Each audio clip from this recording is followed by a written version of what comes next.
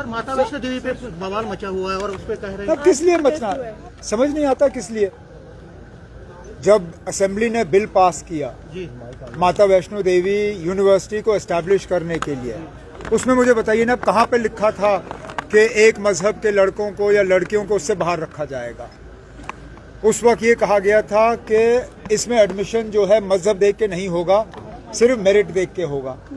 अब जब मेरिट के बुनियाद पे एडमिशन के फैसले हो जाते हैं तो कुछ लोगों को ये पसंद नहीं है।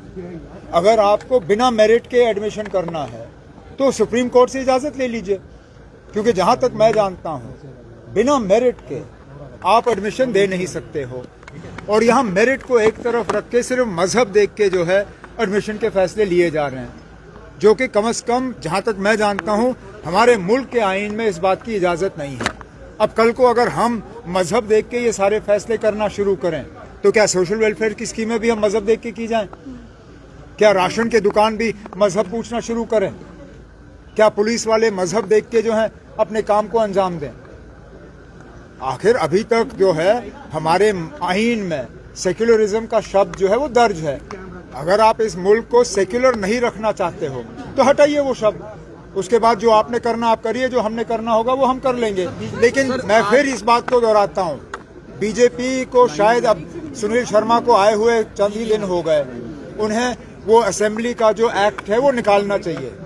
वो रिकॉर्ड में होगा, असेंबली के रिकॉर्ड में होगा। एलओपी हैं, असेंबली के सेक्रेटरी से वो रिकॉर्ड मांगे और देखें ना जो बिल पास हुआ है उसमें कहीं पे ये दर्ज हुआ है कि मजहब देख के जो है सीटों का बंटवारा होगा।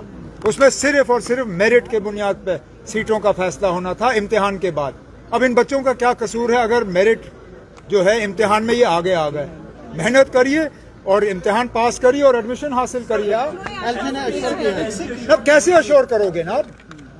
तो फिर आप सीधा कहिए ना कि माता वैष्णो देवी यूनिवर्सिटी और माता वैष्णो देवी अस्पताल। आप यूनिवर्सिटी को अस्पताल से अलग क्यों कर रहे हैं? फिर अस्पताल में भी कहिए ना कि ये माता वैष्णो देवी के चंदे का पैसे का अस्पताल है, इसमें मुसलमानों को या गैर हिंदुओं को इलाज नहीं दिया जाएगा। कहिए हम वहां इलाज को है कराना बंद करेंगे। अब मैं फिर इस बात पे तो आता हूं ना, जब ये जमीन दी गई यूनिवर्सिटी के लिए, जब एक्ट पास हुआ असेंबली में, उसमें बिल्कुल क्लियर है कि मजहब देख के इन सीटों का बंटवारा नहीं होगा, सिर्फ मेरिट देख के होगा। अब मेरिट में अगर कुछ बच्चे पीछे रह गए और कुछ आगे निकले तो ये किसका कसूर है? किसी का नहीं।